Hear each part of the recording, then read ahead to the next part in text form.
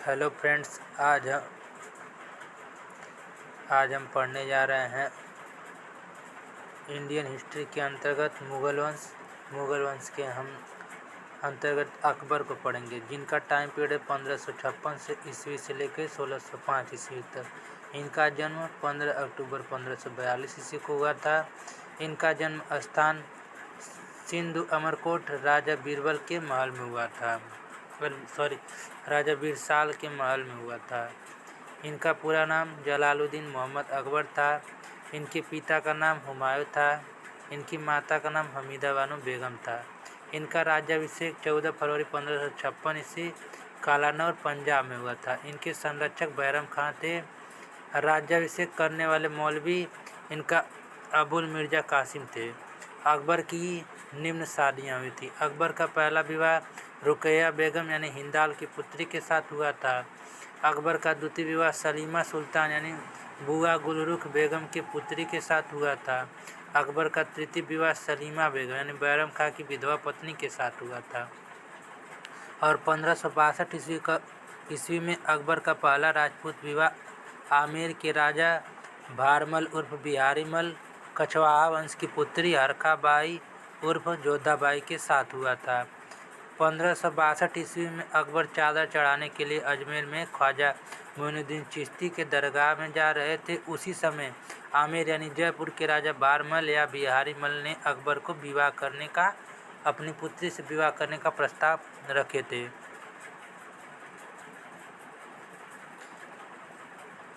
अकबर से विवाह हरखा बाई यानी जोधाबाई का हुआ था। इनके पुत्र का नाम सलीम उर्फ जहांगीर था। इनसे सलीम उर्फ पुत्र के ससुर मोटे राजा उदय सिंह थे, जो मारवाड़ जोधपुर के थे। इनकी पुत्री का नाम जोधाबाई था। इनका विवाह जगत गोसाई पुत्र शाहजहां के साथ हुआ था। अब अकबर का सैन्य आक्रमण। इनका 1562 ईस्वी में मालवा जहां के शासक थे बाज बहादुर और आक्रमणकर्ता थे आदम खां। फिर 1564 ईस्वी गोंडवाना वीर नारायण संरक्षिका रानी दुर्गावती यहाँ के आक्रमणकर्ता थे आसफ खां। फिर 1568 ईस्वी मेवाड़ शासक उदय सिंह आक्रमणकर्ता बादशाह अकबर। फिर 1571 से 72 ईस्वी गुजरात शासक मुजफ्फर खां आक्रमणकर्ता बहादुर शाह बादशाह अकबर। फिर 1576 ईस्वी हल्दी घाटी महाराणा प्रताप अशफाक खां मान सिंह। फिर 1581 काबुल हकीम मिर्ज़ा मान सिंह। 1586 कश्मीर यूसुफ खां कासिम खां भगवान दास। 1591 सिंध जानी बेगम अब्दुल रहीम खान खाना। 1597 से अहमदनगर बहादुर शाह संरक्षिका चांद बीबी मुराद और अब्दुल रहीम खान खाना। फिर 16 ईस्वी अहमदनगर बहादुर शाह अल्पवयस्क दानियाल और अबुल फजल। फिर 1601 असीरगढ़ मीरान एमीर बहादुर बादशाह अकबर। अब होता है इनके टाइम में पानीपत का द्वितीय युद्ध, जो 15 नवंबर सन 1556 ईस्वी में हुआ था। इसमें एक तरफ अकबर के सेनापति बैरम खां तथा दूसरी तरफ आदिल शाह सूर अफगानी सेनापति हेमू थे। यह युद्ध 21 जनवरी 1556 ईस्वी दिल्ली में हुमायूं की मृत्यु हो गई। उस समय हेमू रीवा पर आक्रमण किए। ये आगरा के क्षेत्र इश्तियार खां दिल्ली तारजी खां की हत्या कर दिए। पहला हिंदू शासक दिल्ली विक्रमादित्य 14वां। हुमायूं के मृत्यु के समय अकबर और बैरम खां पंजाब के कालानौर में अफगान शासक सिकंदर शाह सूर का दमन करने के लिए गए थे। इसी दौरान आदिल शाह सूर के सेनापति हेमू ने रीवा से सेना लेकर आगरा पर आक्रमण कर दिया। आगरा की सुरक्षा सिकंदर खां कर रहे थे। इन्होंने हेमू के आक्रमण से भयभीत होकर बिना युद्ध किए ही दिल्ली भाग गए। आगरा पर हेमू का अधिकार हो गया। हेमू ने दिल्ली पर चढ़ाई कर दिया। तारगी बेग ने हेमू के साथ युद्ध किया, लेकिन जल्द ही पराजित हो गया। दिल्ली पर हेमू का कब्जा हो गया। दिल्ली पर शासन करने वाला एकमात्र हिंदू हेमू था। हेमू ने विक्रमादित्य की उपाधि धारण कर लिया। विक्रमादित्य की उपाधि धारण करने वाला हेमू 14वां शासक था। इस्कंदर खां तथा तारगी बेग अपनी जान बचाकर पंजाब भाग गए। बैरम खान ने ईर्ष्या के कारण धोखे से तारगी बेग की हत्या कर दी। अकबर और बैरम खान ने निर्णय लिया कि हेमू के साथ युद्ध किया जाएगा। हरियाणा राज्य में स्थित पानीपत के मैदान में 15 नवंबर 1556 ईस्वी को बैरम खां के नेतृत्व में मुगल सेना और हेमू की सेना के बीच भीषण युद्ध हुआ। हेमू हाथी पर बैठकर युद्ध कर रहे थे। बैरम खान ने हेमू की लक्ष्य करके तीर चलाने लगे। एक तीर हेमू के आँख में लग गया, जिसके कारण हेमू घायल होकर नीचे गिर गए। तीव्र गति से पहुंचकर बैरम खान ने हेमू को बंदी बना लिए। अकबर के आदेश पर बैरम खान ने हेमू का सिर काट दिया। पुनः दिल्ली के साम्राज्य पर अकबर का अधिकार हो गया। पानीपत के द्वितीय युद्ध में महत्वपूर्ण भूमिका बैरम खान की थी।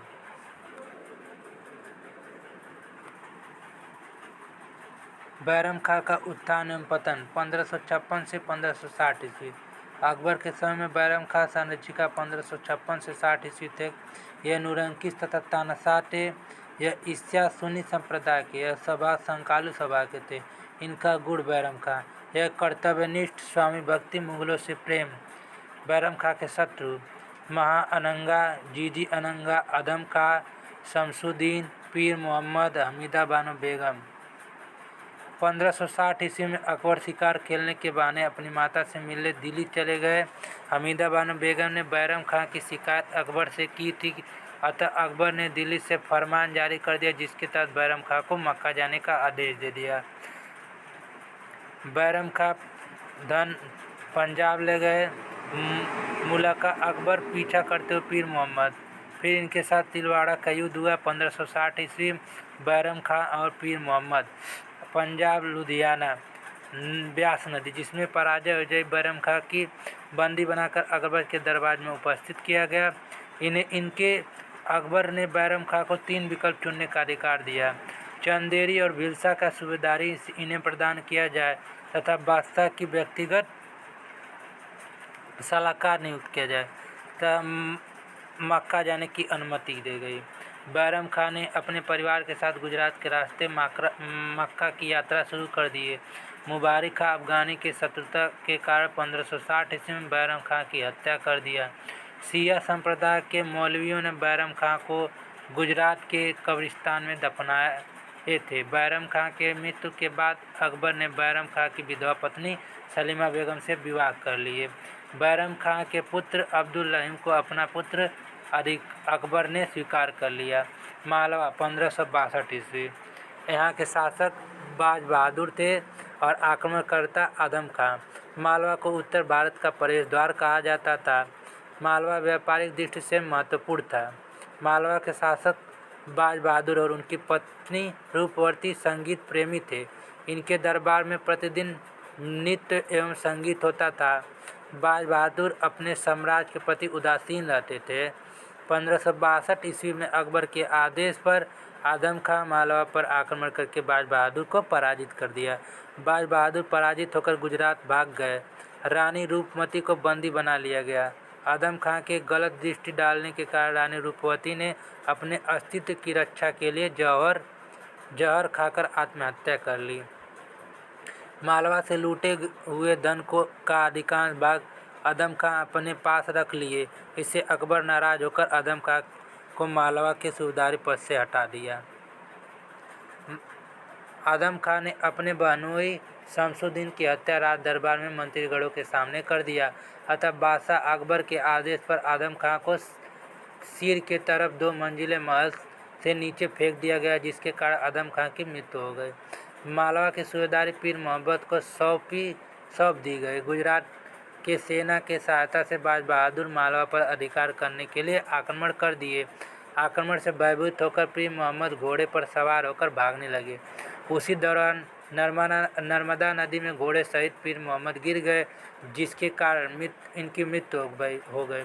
अकबर ने अब्दुल्ला उज़्बेक को मालवा का सूबेदारी बनाकर भेज दिए, जहां बाज बहादुर अपनी हार स्वीकार करके अकबर के शरण में चले गए। अकबर ने बाज बहादुर को 2000 का मनसब प्रदान कर दिया। अब हम गोंडवाना मध्य प्रदेश 1564 ईस्वी में आक्रमण पड़ेंगे, जहाँ से शासक थे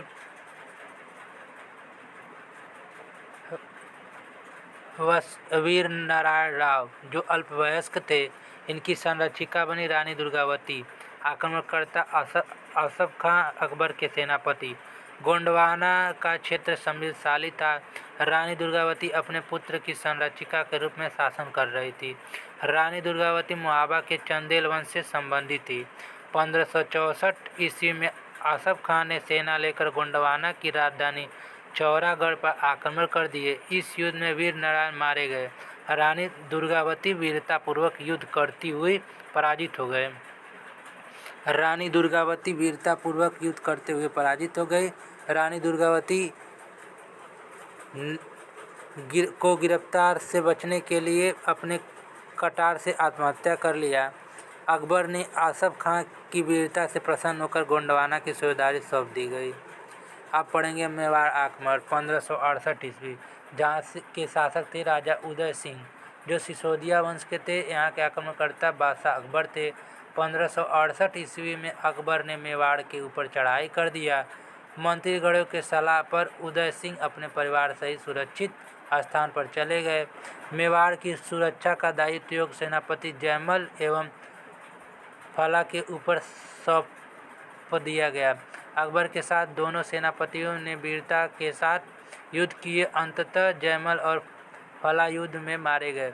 मेवाड़ के अधिकांश भाग पर अकबर का अधिकार हो गया। अकबर ने जयमल और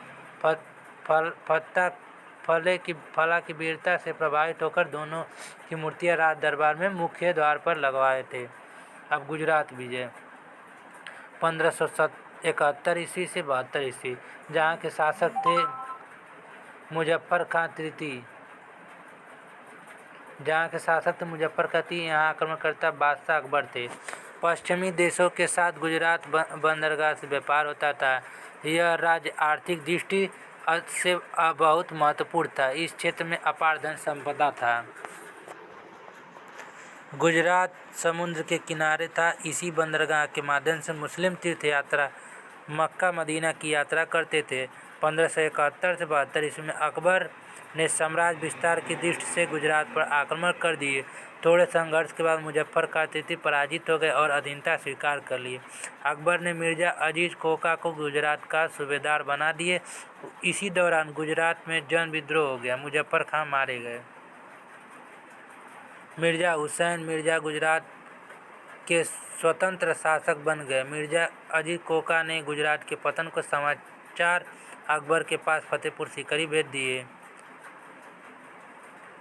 फतेहपुर सीकरी वहाँ से 450 मील था। फतेहपुर सीकरी से अकबर अपनी सेना लेकर गुजरात पर आक्रमण करने के लिए चल दिए।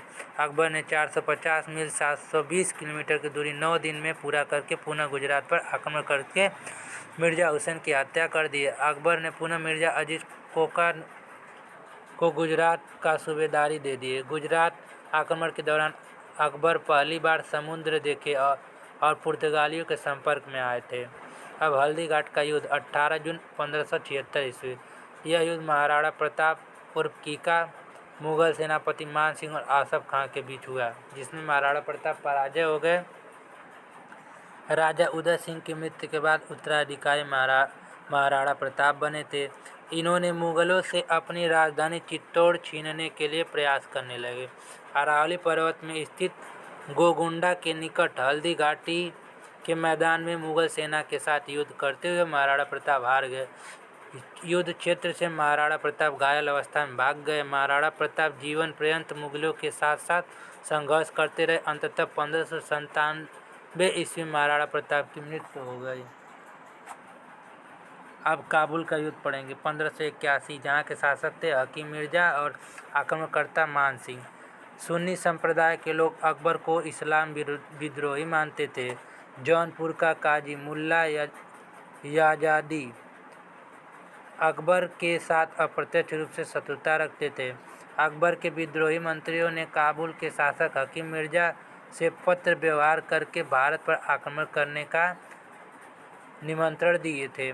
बादशाह अकबर के विद्रोही हकीम मिर्जा अकबर का चचेरा भाई को बादशाह बनाना चाहते थे। हकीम मिर्जा ने अपनी सेना लेकर पंजाब में प्रवेश कर दिया गया, लेकिन अकबर की सैन्य शक्ति से भयभीत होकर वापस काबुल लौट गया। अकबर के आदेश पर सेनापति मान सिंह ने 1581 ईस्वी पर काबुल पर आक्रमण कर दिए। हकीम मिर्जा थोड़े बहुत संघर्ष करने के बाद काबुल छोड़कर भाग गए। अकबर ने अपनी चचेरी बहन बख्तुनिसा को काबुल का शासिका बना दिया। हकीम मिर्जा वापस काबुल लौट गए। बख्तुनिसा के अधीन हकीम मिर्जा कुछ समय शासन किए। हकीम मिर्जा की मृत्यु के बाद 1581 ईस्वी में अकबर ने काबुल को मुगल साम्राज्य में विलय कर लिया। अकबर ने मान सिंह को काबुल का सूबेदार नियुक्त कर दिया। अब पढ़ेंगे कश्मीर का युद्ध। 1586 ईस्वी शासक यूसुफ खां, आक्रमणकर्ता कासिम खां प्लस भगवान दास। कश्मीर के शासक यूसुफ खां नाम मात्र के अकबर की अधीनता स्वीकार करते थे। यूसुफ खां कश्मीर से टैक्स मुगल राज दरबार में नहीं भेजते थे और न ही अकबर के समक्ष राज दरबार में उपस्थित होते थे। अतः इन कारणों से अकबर नाराज हो गए। 1586 ईस्वी में अकबर के आदेश पर सेनापति कासिम खां तथा भगवान दास ने कश्मीर पर 1586 में आक्रमण करके यूसुफ खां को बंदी बना लिए। यूसुफ खां के पुत्र याकूब खां ने श्रीनगर पर विद्रोह कर दिया। इसी विद्रोह के दौरान अकबर के नवरत्न बीरबल मारे गए। अंततः मुगल सेना ने याकूब खां की सेना को पराजित करके हत्या कर दी। कश्मीर पर आक्रमण अकबर का अधिकार हो गया। अब सिंध का आक्रमण 1592 ईस्वी। यहाँ के शासक जानी बेग, आक्रमणकर्ता अब्दुल रहीम खान खाना। 1591 ईस्वी में मुगल सेनापति अब्दुल रहीम खान खाना ने सिंध पर आक्रमण कर दिए। जानी बेगम भयभीत होकर मुगल की अधीनता स्वीकार कर लिए। जानी बेगम प्रतिवर्ष नियमित टैक्स अकबर के पास भेजने लगी। अब पढ़ेंगे हम अहमदनगर पर आक्रमण 1597 ईस्वी। यहाँ के शासक बहादुर शाह जो अल्पवयस्क थे, इनकी संरक्षिका चांद बीबी। यहाँ के आक्रमणकर्ता मुराद प्रताप अब्दुल रहीम खान खाना। अहमदनगर का शासक इब्राहिम खां की मृत्यु के बाद पुत्र बहादुर शाह अल्पवयस्क अवस्था में शासक बने थे। इब्राहिम शाह की बहन चांद बीबी अपने भतीजे बहादुर शाह की संरक्षिका बनी। चांद बीबी का विवाह बीजापुर में हुआ था। पति के मृत्यु के बाद अहमदनगर रहने लगी। चांद बीबी के नेतृत्व में अहमदनगर का प्रशासन सुदृढ़ तरीके से चल रहा था। 1597 ईस्वी में शहजादा मुराद तथा अब्दुल रहीम खान खाना के नेतृत्व में अहमदनगर पर चढ़ाई कर दिया गया। चांद बीबी ने गोलकुंडा तथा बीजापुर से सैन्य सहायता प्राप्त कर ली, जिससे अहमदनगर की स्थिति अत्यधिक सुदृढ़ हो गई। मुराद ने चांद बीबी से संधि कर लिए। इसके तहत मुगलों को सिर्फ बरार का क्षेत्र मिल गया। अहमदनगर पर पहला सैन्य आक्रमण असफल रहा। अहमदनगर पर आक्रमण 1600 ईस्वी।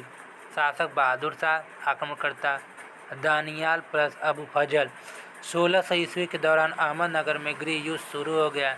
इस गृह युद्ध में षड्यंत्र द्वारा चांद बीबी मारी गई। 1600 ईस्वी में अहमदनगर की दुर्बल स्थिति का लाभ उठाते हुए शहजादा दानियाल और अबू फजल के नेतृत्व में मुगल सेना ने आक्रमण कर बहादुर शाह को बंदी बना लिया। अहमदनगर पर मुगलों का अधिकार हो गया। असीरगढ़ 1601 ईस्वी। शासककर्ता मीर बहादुर, आक्रमणकर्ता बहादुर शाह अकबर। असीरगढ़ के किले का प्रमुख मीरन या मीर बहादुर था। यह किला असीरगढ़ खानदेश के अंतर्गत आता था। 1601 ईस्वी में अकबर का अंतिम सैन्य आक्रमण असीरगढ़ के किले पर हुआ। अकबर के प्रयास के बावजूद भी किले को जीतने में सफलता नहीं मिली। अकबर ने धन का लालच देकर खानदेश के अधिकारियों को अपने पक्ष में कर लिया। खानदेश के अधिकारियों ने अकबर को किले के अंदर प्रवेश करने के गुप्त मार्ग बता दिए। अतः अकबर ने किले के अंदर प्रवेश करके मीरन की हत्या कर दी। असीरगढ़ में रखे गए अपार धन संपदा अकबर के हाथों में लग गया। अकबर ने असीरगढ़ का किला सोने के कुंजियों से खोले थे। अकबर द्वारा किए गए कार्य। 1562 ईस्वी में अकबर ने दास प्रथा को समाप्त कर दी, अर्थात अब किसी को दास या गुलाम नहीं बनाया जाएगा। 1563 ईस्वी ने अकबर ने तीर्थ यात्रा कर को समाप्त कर दिया। 1564 ईस्वी में अकबर ने जजिया कर को समाप्त कर लिया। यह कर एक गैर कानूनी मुसलमानों से वसूला जाता है। 1571 ईस्वी में अकबर ने आगरा के निकट फतेहपुर सीकरी का निर्माण करवाए थे। 1572 ईस्वी में अकबर ने गुजरात विजय के उपलक्ष्य में फतेहपुर सीकरी में बुलंद दरवाज़ा का निर्माण करवाए थे, जिसकी लंबाई 53 मीटर तथा चौड़ाई 35 मीटर थी। 1575 ईस्वी में अकबर ने इबादत खाना, प्रार्थना घर या पूजा घर की स्थापना फतेहपुर सीकरी में किए थे। इबादत खाने में बृहस्पतिवार के दिन शाम को इस्लाम धर्म की चर्चा होती थी। अकबर विद्वानों की चर्चा ध्यान से सुनते थे। 1578 ईस्वी में अकबर के सभी धर्मों के लिए इबादत खाना खोल दिए, जबकि इससे पहले सिर्फ इस्लाम धर्म की चर्चा होती थी। इबादत खाना में आमंत्रित विद्वान निम्न थे: इस्लाम धर्म सुन्नी संप्रदाय के मरुदुम उल मुल्क अब्दुल नबी मुल्ला याजरी और शिया संप्रदाय के शेख मुबारक फौजी अबुल फजल। हिंदू धर्म पुरुषोत्तम देवी। जन्म धड़ से जीन चंद सूरी, हरि विजय सूरी। पारसी समुदाय से थे दस्तूर मेहर जी राणा। ईसाई से एक ही बाबा। 1579 ईस्वी में अकबर ने मजहर की घोषणा यानी धार्मिक आदेश किए, जिसके अंतर्गत धर्मों में विवाद होने पर बादशाह अकबर का निर्णय सर्वमान्य होता था। अकबर के मजहर पत्र पर 5 उलेमा यानी धर्म गुरु का हस्ताक्षर होता था। शेख मुबारक ने मजहर का प्रारूप तैयार किए थे।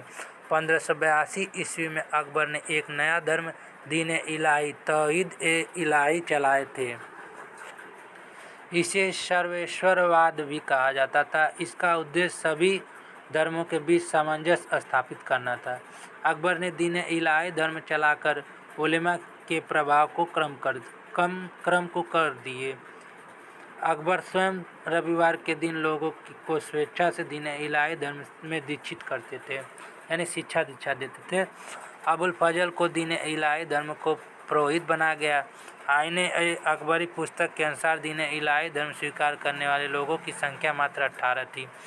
दीन इलाही धर्म स्वीकार करने वाले मात्र एक हिंदू बीरबल थे।